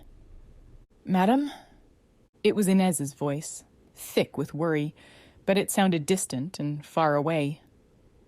Alba realized in a detached, clinical way that she was on the verge of fainting. She'd never fainted in her entire life. Ahead of her, Joska was slowing as well, pulling out her own pistol, and Rafael, leaning heavily on Vina, had his own gun out. Alba saw, hazily, that she and Inez had finally caught up to the others. Joska glanced over as if to tell them to keep going, but when she saw the shape they were in, she just shook her head. "Weapons out, if you have them," she said in a low voice. "May as well make a stand here if we're going to." Alba closed her eyes for a moment, too exhausted and sick with pain to answer. "I have an extra," said Nicolao, and Alba could feel Inez shift to take the weapon from him. The raiders were slowing now, their quarry cornered, moonlight glinting off their sharp canines as they smiled. And then, overhead, there was the loud hum of a spacecraft. Alba jerked her head up reflexively, saw the others doing the same. The craft dived, heading towards the other side of the city, and was skimming low to the ground. Alba frowned. It was one of the escape pods from the diplomatic ship. "Is that?" Nicolao began. And then the raiders were shouting and pointing as well. For a moment, they hissed a quick argument. Then they turned, running back towards their own ship. The tiny, exhausted group of humans stared after their erstwhile pursuers. Then Joska snapped, "Come on! I don't know what the hell that was about, but I'm not waiting around to ask questions. Let's get out of here." Alba tried to take a step and hissed in pain. "Madam?" Inez's voice was worried. "Madam, are you—" "Since I won't be permitted to die in peace," said Alba sourly, trying to keep the strain from her voice. "I suppose we shouldn't waste any more time talking about it." Inez nodded, a spark of relief in her eyes, and Alba leaned heavily against her as they started off after the others. Chapter 36. Alba. The trek through the jungle felt never-ending, a constant fog of pain, exhaustion, and terror. With each step, agony jolted through Alba from her injured leg, until she began to wonder if perhaps she'd died, and this was some torture from the void, forced to keep moving eternally, through eternal pain, and eternal night, and eternal exhaustion. Finally, her leg simply collapsed under her when she tried to take a step. She lay where she fell, too spent and dazed to even consider trying to get to her feet. Joska turned back to her, concerned. She bent and examined Alba's leg, and when she looked up, her face was grim. "You broke something, it looks like," she said. "Honestly, I'm not sure how you made it as far as you did, but—" She glanced around them. "We'll have to find a way for you to make it farther. We can't leave anyone and come back for them later. Not out here." They'd seen the raider ship take off as they entered the jungle. It hadn't come after them, and as long as she knew that, Alba wasn't sure she cared where it had gone, but the recollection of the night she'd spent in the jungle when she first arrived on this planet was vivid in her memory, and the raiders weren't the only things to fear. Although honestly, with the dull pain pulsing through her body and numbing her thoughts, she wasn't sure she cared. "Vina!" called Joska. The young country girl with the wide eyes and dimpled smile came over and knelt beside Joska. "You're better with a pistol than I am," said Joska shortly. "I'll carry the Chief Justice. You and Inez take guard. Nicolau is carrying Feliu. Can Josip support Rafael?" The look that Savina shot Alba was brief, but there was a sharp, shocking spark of what looked like hatred in it. And then it was gone as quickly as it had come, leaving Alba to wonder if, in her pain-fogged state, she'd imagined it. "Of course, Captain," said Vina. She pulled out her gun and stepped to the front. "Inez, you take the rear," she called over her shoulder. Joska examined Alba again, shaking her head, then said, "You'll have to excuse me, Chief Justice. I don't imagine you'll like this, but it's better than being left to die." In any other circumstance, Alba would have protested. But here in the jungle, with a broken leg, fleeing for her life from murderous aliens, on a desperate, ludicrous mission to trap herself and her companions here, permanently, dooming themselves and thereby saving the entire Joias System, she realized suddenly that she had no room for dignity, not at the moment. "I would be grateful," she said stiffly, and Joska hoisted her up onto her back, grunting at the effort. When they reached a clearing with an old, battered ship at the center, Alba was no more than half-conscious. Pain from her broken bone, pain from her aching muscles, pain from scrapes and scratches too numerous to be counted. It felt as if her entire existence had become nothing but pain. Vaguely, she realized Joska was stumbling with exhaustion, breath coming short and heavy. "Madam Chief Justice," the woman said, and it took Alba a moment to realize she was being addressed. "I'll let you down here, and Nicolau will carry you into the ship." "Thank you," murmured Alba, too exhausted and spent to worry about her dignity or anything else. Joska let her down gently, but Alba's one good leg wouldn't hold her weight. And then Nicolau was beside her, and he caught her and carried her gently up the ramp and into the ship as if she were a child.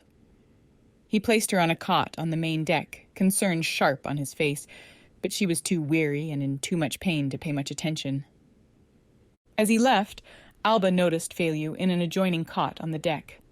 Josip and Rafael were there as well, all of them looking as exhausted as she felt. Joska stepped onto the deck a few moments later.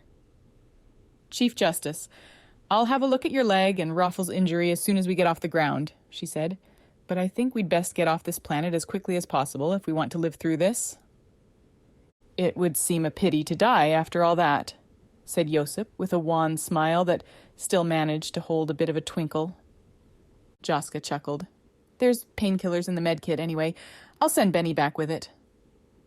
Alba nodded, too weary to speak. When the person who must be Benny arrived, Alba took the proffered painkillers and leaned back against the wall of the tiny deck, closing her eyes. She was too exhausted for this, too weary, too old, too weak. But at the end of the day, she and the tiny, ragged group with her were all that were standing between the Joias System and an alien war, between Kavako and ultimate power. How many Joias citizens would die in this war that Kavako would thrust them into in exchange for power? How much would Kavako care? The ship hummed as it started up, and then her stomach dropped as they shot up into the atmosphere. "Madam," said Josip quietly, when the harsh noise of their escape from the confines of the planet had settled to the sullen silence of near space, and she'd reoriented herself to the weightlessness of zero gravity. "How are you?" Alba turned to him and managed a wry smile. "I'm exactly as all right as I appear to be," she said. He smiled back, just a little. Joska came in a few minutes later, Nicolau behind her. They examined Rafael, and Joska bound up the injury, and then she turned to Alba. "Let's take a look at you then," she said. Alba had to fight back a whimper of pain as Joska examined her knee gently. When the woman looked up, she was frowning. "Your kneecap is broken in a few places," she said. "I know basic first aid, but this is beyond my skill. I can try to set it temporarily and put a splint on your leg, but that and painkillers is the best I can do, and I doubt it will be enough unless we can get somewhere with a doctor." Alba took a deep breath, then pushed herself gingerly into a sitting position. "I had wanted to speak with you about that, Captain," she said. "Where are you planning to go from here?" Joska shook her head slowly. "It's not only up to me, but I hadn't made much of a plan. We'd originally hoped to find you in the government compound and join up with the rest of the survivors, but—" She shrugged. "If you would be open to my advice," Alba began. Joska gave her a wry smile. "At this point, I'd be open to anyone's advice." Alba closed her eyes for just a moment. She couldn't tell this woman what they were planning, not until she knew her better, and could predict what her reaction might be. It was entirely possible, likely in fact, that if these people knew what she planned, to find a way to destroy the mechanism that opened the portal, trap them here permanently, they would do anything in their power to stop her. But at the moment, with her leg broken and on a stranger's ship, she was entirely at this captain's mercy. The Yibo, it appears, have decided to open negotiations with the mutineers from the diplomatic ship, she said at last, opening her eyes. That is what led to our rather precipitous departure from the government compound. However, while I was still engaged in negotiations with the Yibo diplomats, I was able to obtain a map of the system. There is a small agricultural planet, not too far distant from here, and from the size of the cities shown on the map, it's likely they'll have a medical center. I believe that would give us an opportunity to regroup and make our new plans. Joska raised an eyebrow. "You don't think a group of humans showing up on a small agricultural planet will cause comment?" Alba hesitated. This was the point that had been worrying at her ever since they'd reached the Yibo city. "I believe that they are far more familiar with humans in this system than we've been led to believe," she said at last. "I believe they've had contact with one of our fellow generation ships not too far in the past." Joska watched her gaze sharp, but at last she nodded slowly. "That's the sense that we got as well," she said. She sighed and pushed herself to her feet. "As far as I'm concerned, that seems like a sound plan. I'll have to consult with the rest of my crew, but at the very least, I think I can promise to set you down there if you'd like." Alba nodded. She was almost too weary to offer the captain her thanks, but Joska seemed to understand. When Joska left, Alba glanced around the small deck. It looked like a refugee camp. Cots strapped down to the floor, almost everyone wounded and exhausted. Felyu was already sleeping, and Josip's eyes were closed as well, his face drawn with weariness. In one corner, Nicolau and Inez were deep in conversation. Nicolau was grinning enthusiastically, speaking with his hands as much as with his words, and Inez's gaze was as earnest and intent as her voice. Alba couldn't help a smile watching them. "Alba?" She looked up, startled, to see Vina. The girl had come over and was crouched on the floor with her mag boots next to Alba's cot. "You have quite a bit of information on the layout of this system, Joska said, the girl began. There was something about her voice, the way she talked, that was very different from that of the innocent, wide-eyed country girl she'd appeared when they'd first met. Alba glanced at her sharply. This girl, whoever she was much more capable than she wanted anyone to know.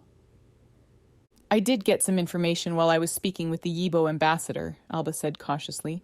Not as much as I would have liked, but something. Vina nodded, turning to watch Nicolau and Inez. And Inez, the girl continued. She's figured out how to translate the Yibo language? Alba nodded. She's a talented linguist. Vina nodded again, absently. Her attention seemed to have been caught by the two young people in the corner, and there was a hint of a smile on her lips. They seem happy, she said at last. Alba looked over at her in surprise. Vina gave her a broad, innocent smile that showed her dimples. I worked with Nicolau for a while. He seems nice. They'll probably be good for each other. Alba nodded without speaking.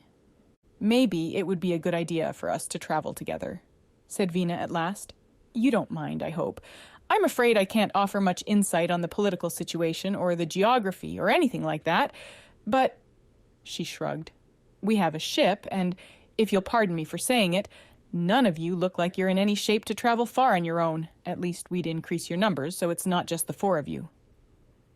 Alba watched her from the corner of her eye. She didn't trust this girl, wouldn't trust her with a cut penny, and if Vina found out what Alba and the others intended, Alba was certain she'd stop at nothing to keep them from it. But she was right. Their small remnant of a diplomatic corps wouldn't survive a day on their own, not injured as they were. I believe that could be mutually beneficial, said Alba at last. As I told Joska earlier, I do have a map and information that could be useful. When we find somewhere to get our injuries treated, we can decide on our next move. But for the moment... That's an excellent plan, Madam Chief Justice, said Vina brightly. That's what we'll do, then. I'll talk to Joska. She stood and turned to go. Vina, said Alba quietly. The girl paused, and Alba caught the quick, inadvertent jerk that belied her nonchalance. What is it? Vina's voice was even more innocent than it had been a moment ago. The girl was unlikely to tell the truth, but her reaction might be edifying at least. That government agent, Reka Soler? Said Alba slowly. Do you have any idea what she wanted? I had been under the impression she was out after a warrant. She was watching Vina closely. Vina, a pretty girl from the Rim Mountains. And Reka had been sent out after an assassin for hire. A pretty girl from the Rim Mountains, named Savina, if Alba remembered correctly. The same name the raiders had called her. Vina's smile widened, her eyes large. That woman was a government agent? I thought she was one of the people you were telling us about who'd been working with the mutineers. But whoever she was, she'd sold us out to the raiders. They knew who we were and where we were. She shivered. I'm glad I was able to shoot her before she shot you. Alba nodded. It was a lie, of course. The raiders themselves had mentioned a connection between Reka and this girl. Something about thinking they'd been lovers. Alba shivered. She'd heard rumors about this particular assassin, vicious and deadly and completely ruthless, and she'd seen the calculating look in the girl's eyes in the moment after she'd pulled the trigger and shot Reka Soler dead on the street. Still, right now, Savina and her friends held Alba's life and the lives of the entire diplomatic party in their hands. Perhaps the fate of the entire Joias System. And for now, it seemed, the girl intended for them to stay alive. I see, said Alba. As long as Alba had the star map and Inez had the translation program, they were probably too useful to kill, at least for the moment. And for the moment was as far as she could see ahead of her right now. Savina dimpled prettily. I hope you'll excuse me. I should go see if Joska needs anything. Alba nodded again, and Savina moved away. Alba watched her go, a hot spark of unease burning bright in the back of her brain. Chapter 37. Savina. Savina stepped back into the cockpit, looking around quickly. There was something restless buzzing in the back of her brain, and she couldn't seem to make herself sit still. She needed to be alone, and Rafael, for all his faults, wouldn't try to talk to her. When she glanced over at the pilot's seat, though, it was Joska, not Rafael, seated there. Of course. Rafael was still in the sickbay, barely conscious. She tried to ignore the unpleasant jolt at the recollection.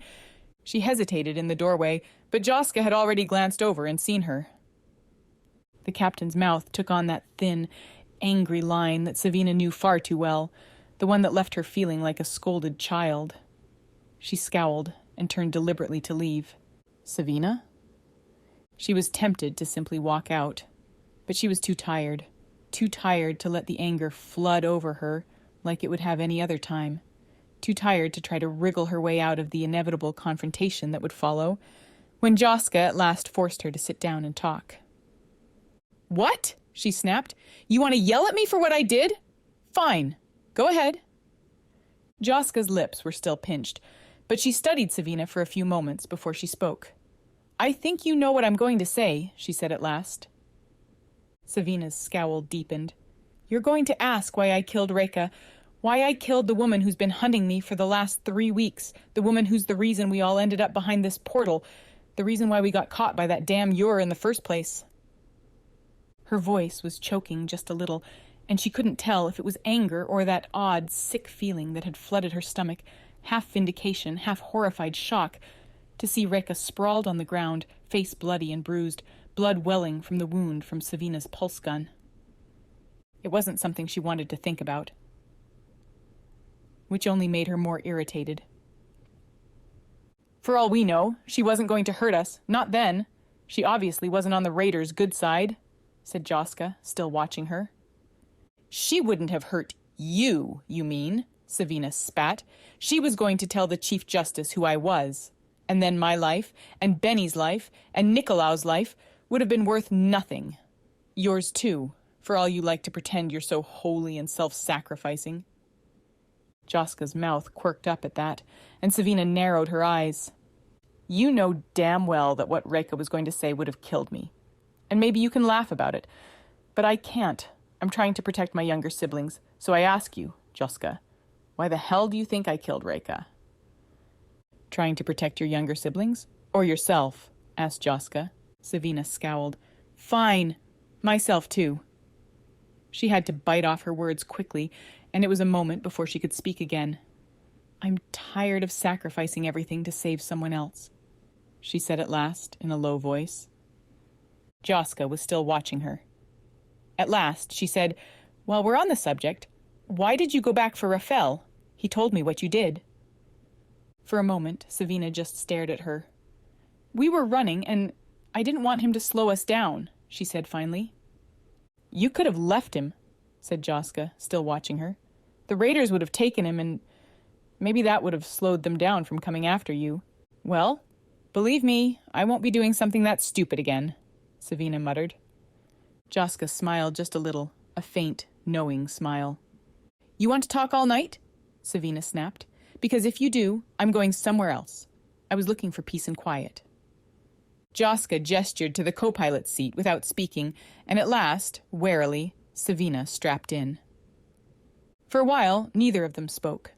Joska was bent over the controls, calculating out their route, most likely, and whether they'd make it with their current fuel and supplies. Savina just stared out the cockpit window at the endless black of space around them. They were pointed away from the planet, and until they rounded their orbit and started towards the planet Alba had indicated, she could see nothing ahead of them but the bright, fiery glow of the stars. They could have been standing still, for all the movement you could see from inside the cockpit. "We'll stay with the Chief Justice for now," said Savina at last, shortly. From the corner of her eye, she saw Joska glance over at her. "I believe that's a wise course of action," the captain said. "She has information that would help us survive, I think." "Yes," said Savina. "I need to know more about the politics of this place, not to mention that linguist girl." Joska nodded again. Savina sighed. "With any luck, she'll know enough to keep us from being killed, at least until we don't need her anymore." Joska had looked up from the controls now and was watching her. Do you still plan to kill Alba? She asked at last, quietly. Savina scowled. I doubt you'd give me permission, she said sarcastically. Joska smiled, just a little. Savina sighed again and looked back out the window. Not as long as we can use her. I make no promises after that. They were silent again for a while. Is there anything else we need to talk about? Asked Joska at last. There was. There was so much more, and again, just for a moment, Savina was hit with that sick, overwhelming need to talk, to tell Joska about what she'd done to save Nicolau, to tell Joska what it had been like living in the compound, ask the woman if it was true. Ask her if it was really true that outside the compound no one thought about the holy wars anymore. She wanted Joska to understand why she'd done what she'd done, and she wanted her to tell Savina that it was all right, that it would all be all right, that Benny's strange mood wouldn't last, that Nicolau would stop being afraid of her and scared of who he might have been, that she was right to hate Alba, or that she wasn't because Alba wasn't a danger anymore. But it was too much emotion, too much tied up inside her head that she didn't think she'd be able to tell even if she'd wanted to. And even if she did, Joska wouldn't be able to give her the answers she wanted, because they weren't true. Savina could justify what she'd done, but the cold, hard fact was she'd done it, and she'd have to deal with the consequences. And someone like Alba wouldn't be appeased with a pretty apology. She was still fighting for her life, whatever Joska might want to believe. No, she said at last, when she realized Joska was still waiting for her answer. No, I think I should probably get some sleep. Joska nodded. May as well. Who knows what's coming up? You may not get any sleep for a while. Savina left the cockpit and made her slow way back to the main deck. Nicolau and Inez were still huddled in the corner talking, but the conversation seemed to have petered off. Alba was asleep, thank goodness, and most of the rest of the diplomatic party. Even Nicola's eyes were drifting shut, and Inez kept covering her mouth to stifle a yawn. Savina strapped herself down against the far wall and stared up to the ceiling, smiling to herself just a little. Benny came in a few minutes later and joined her. Looks like our little brother found a friend, Savina whispered after a moment. Inez? Asked Benny. She seems like a nice girl. Yes, said Savina. They sat in the comfortable silence for a few moments, the kind that came when you were weary and exhausted and safe, just for the moment.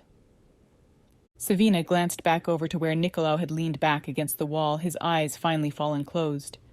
Inez's eyes had drooped as well, and she was curled against his shoulder, breathing slowly and steadily in her sleep. He's happy, isn't he? Asked Benny, their voice small and plaintive. Savina nodded. As happy as he can be, I suppose. And he was happy, I think. I think his life was good. Until she and Benny had arrived and dragged him away from everything and everyone he knew and cared about. That's good, said Benny. Savina leaned against the wall beside Benny and let her eyes fall shut. She didn't know who she was anymore. She didn't know what to believe or who to trust. She had no idea how to get out of here alive, and she'd just formed a tentative alliance with the person she hated most in the entire system. She'd finally killed the woman who'd been trying to kill her, and she couldn't get rid of the cold, sick ache in her chest at the thought of it. But whatever it had cost, whatever it would continue to cost, saving Nicolau had been worth it. No matter what else she'd let herself regret, she wouldn't regret that. She took a long breath and let herself drift, finally, into sleep. Chapter 38. Iran. The lights of the Yibo city had long since faded in the distance. The motion of the escape pod was quiet and steady under Iran's feet, and he leaned back in one of the pod's small seats, watching Istvay. The pod was far out over the jungle now, and there didn't seem to be any pursuit, and at last Istvay put the controls onto autopilot and turned to Iran. They looked exhausted, but there was a spark of exhilaration in their eyes, just like there always was when the two of them had gotten out of a hopeless situation yet again. And looking into Istvay's familiar brown eyes with their absurdly long lashes, the mud and blood ground into their skin, their shadow of a beard and their hair pulling loose from its ponytail, Aran was almost choked yet again by the sickening sense of mingled relief and gratitude. Istve had made it. Somehow, they and Aran had both made it out of that alive. "I wasn't sure you were going to get out," said Aran finally. Istve chuckled, then sobered when they saw the look on Aran's face. They leaned forward, putting a hand on Aran's shoulder, and looked directly into his eyes. And just like always, Aran found his gaze caught and held, and he was unable to look away even if he wanted to. "Aran, I promised. I'm not going to start lying to you now after however damn many years we've been friends, okay? Maybe you're right. Maybe I am a self-sacrificing idiot. But what I told you was the mystery's own truth. If I've been overprotective, which I probably have, it's because I don't want to see you hurt. So I'm not going to start hurting you myself." They cleared their throat. "I realized a few things these last few days, and Their voice cracked, and they broke off, blinking hard. Aran managed a shaky breath, and Istve released their grip on his shoulder, and finally he was able to actually breathe again. "How did you get out, anyways?" he asked, his voice a little shaky still. Istve grinned. "Do you remember that time on the Opal Plains where those snouted whirligigs were after us?" Aran raised his eyebrows. "You mean—" Istve's grin widened. "Yes, I got them coming after me so you could get out, but the way they were running around panicking, I got to thinking maybe the rumor of the raiders was more than just a rumor. So I used my sensors and figured out where in the city there was the most chaos, and I led them that way. They were pretty close on my heels, and I won't say there weren't a couple times things got a bit sticky, but the closer I got to where the raiders were, if there were raiders, mind you, the more of them decided they'd rather avoid whatever the hell was over there than recapture me, Emmerich or no. Once I lost them, I circled back around to the city gates, and when I saw your flare, I shouted to the gate guards that the raiders were inside and it was everyone for themselves. They dropped everything and left, and I got the gates back open and headed for your flare. A bunch of Yibo guards must have seen me because they took off after me, and..." They shrugged. "And that's where you found me. They must have been terrified of the ship swooping down, because as soon as they saw you, they were gone. They're damn scared of those raiders, whatever they are." They gave a soft chuckle. "I'll be honest, I wasn't sorry about that. I don't know how much longer I could have stayed on my feet." Istve and Aran were both quiet for a while. At last, Istve turned back to him. "So," they said, "what's the plan now?" Aran bit his lip, staring out the window of their small craft. "The same plan as before," he said quietly. "I need to find that cure, Istve. I have to." Istve nodded. "I know." Do you think the raiders were really in the city?" Aran asked. Istve gave a soft chuckle. "If they were, I doubt very much they'd have been in the mood for talking, but..." They bent over their palm screen. "I've got a copy of the map here. We know where to find them. If it's still what you want to do." Aran glanced over at him, eyebrows raised, and Istve chuckled again, shaking their head fondly. Okay, that was a stupid question." They paused a few moments, looking down at the map on their palm screen. "It means going back into space, unfortunately. It doesn't look like it will be more than a 3 or 4 day trip, but..." "I don't care," said Aran. Istve took a deep breath, and then grinned. "Well," they said, turning back to the controls, "I guess this is just like old times then. You and me and Ani flying off to look for something that might kill us." "But it'll be interesting, at least," said Aran. He found he was grinning too, just a little. Istve leaned their head back against the pilot seat. "That's one thing, I guess. We've done a hell of a lot since we graduated, but we really haven't been bored, have we?" No, I guess we haven't," said Aran. And looking at his best friend sitting beside him in the cockpit of the tiny, beat-up craft, on their way to a place that no one from their system had ever seen or explored or experienced, with no idea what lay ahead, Aran found himself smiling, despite the sudden, familiar surge of terror at the thought. He was with Istve, and as long as he was with Istve, it didn't really matter where he went. He'd be home. Chapter 39. Epilogue. Emmerich swore softly to himself as he strode down the halls of the alien hospital. Everything had gone wrong this whole hellish trip, and it had all started with that damned Iran. Yes, there was Alba as well, but they'd planned for her. They'd made plans to keep her from causing trouble, and while their plans may have been modified, how much harm could a 73-year-old woman on an alien planet do? He'd had a plan to take care of Iran as well, and it hadn't worked. Somehow, that bastard and his trained bear Istvay had gotten away again. He gritted his teeth, tasting the impotent fury in his mouth. They were both gone. They'd made it out of the city despite his best efforts, and his superiors were furious. Yes, Kavako could pull off a coup without the cure, but not in the same way. The cure was the bait he'd dangle, available to those who pledged themselves to his side, a demonstration of how badly they needed Kavako in power, and what he could do to save the system if they'd only let him. They'd need some justification, something to build goodwill. Maybe those other idiots weren't considering that, weren't thinking ahead, but Emmerich was. And for once in his damn life, that stupid Iran wasn't going to get there first. Ever since Emmerich had met the quiet, desperately poor pity case in his first year of university, and Iran had somehow, using some blend of skill and social standing that was an absolute mystery even to Emmerich, managed to rise into the top tier of the university students. Iran had been the one everyone talked about, the one everyone bragged that they'd gone to classes with. He had that quiet, bewildered air, that mock humility that everyone seemed to swoon over, but Emmerich could see through it, even if no one else could. Iran was far craftier than he appeared, and now the bastard had gotten away.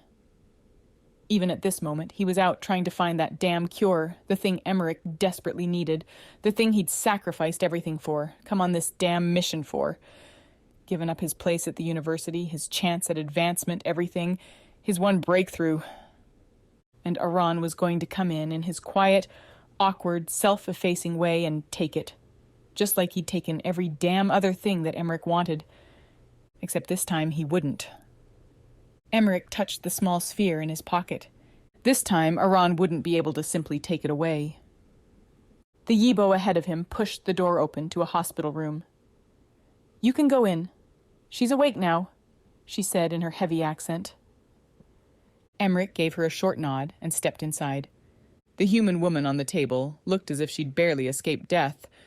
If the reports Emmerich had heard were correct, that was true, but even bruised and battered as she was, face drawn and ghastly with lack of blood, bruises written across her face and body, she looked dangerous. She looked like someone who wouldn't hesitate to kill. Emmerich took a deep breath and smiled. This was exactly what he wanted. He strolled over to the edge of the cot and looked down at the woman. Her eyes were open. They followed him steadily, and a faint prickle of fear buzzed at the base of his skull. He shook it off. "Reka Soler," he said. She just watched him and made no effort to respond to his words. He took a deep breath. So it would take some patience. Not his forte, necessarily. "I know why you're here, Soler," he said. "We have access to all the files the Chief Justice had aboard the ship. We know everything about you. You work for Kavako." It was the first thing Reka had said to him. He nodded. "Yes, but I intend to pay him for what he did to me," she said, in a voice that was terrifying for its very casualness. "If I have to kill you to do that, I will." It wasn't the words themselves that were frightening. It was the utter emotionlessness behind them, as if she wasn't making a threat, simply stating a fact. "If that's your attitude, you'll have a difficult time making it far enough to get revenge on anyone," he said coldly. She just looked at him, with an expression of utter disdain. He cleared his throat. "I understand you're upset with Kavako, but I have authority to promise you that he will clear your name, if you help us." This did get a reaction. Her eyebrows twitched, as if in grim amusement. "I trusted Kavako once. It led to me losing my career. Why do you think I would trust him again?" Emmerich blew out a breath in frustration. "Because," he said patiently, as if speaking to a child, "it's the only option you have at this point." He glanced around. "The raiders aren't going to work with you again, if I understand correctly. And the Yibo, if I ask, they'll kill you here and now, Change out the saline solution pumping into you for something more toxic. They want what Kavako is selling. But you can't deliver on your promises to them without someone who walked through the city gates not too long ago. Despite the fact that the incident in question had left Reka bleeding her life out in the streets, there was a trace of amusement under her words. Emmerich narrowed his eyes. We can deliver what we promised, but it will be easier if we have Alba. Reka was still watching him with that thoughtful gaze, so he continued. I know you want Savina. She's the one who set you up, if I understand correctly, and she's the one who you were after when you got dragged through the portal, so go after Savina. But right now, it appears she's traveling with Alba. All I'm asking is that you bring Alba back with you when you return. You don't need to kill her, just bring her back. It's for her own safety, really, as much as anything. It's dangerous here, especially for a helpless old woman. I'll send some soldiers to help you. Reka was still watching him with that small, amused smile on her face. Very altruistic, she said at last. Then tell me, Alba was the one who promised to restore my good name and my reputation. She was the one that gave me a warrant for Savina in the first place. Why would I bring her in? Emmerich snorted.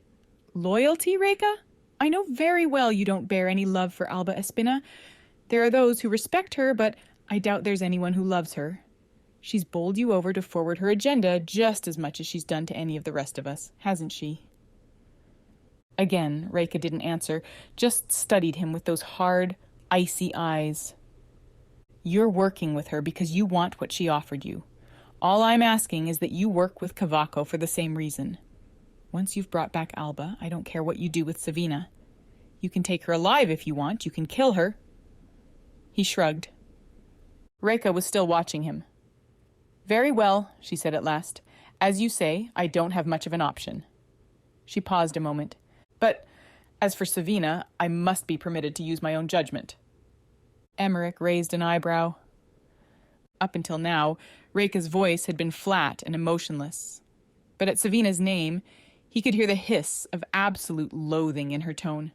Of course, he said, spreading his hands. I have no interest in some Rim Mountain assassin. Do with Savina as you like. Reka nodded, slowly. You will let me free, she said at last, quietly. The moment I'm well enough, you will set me free.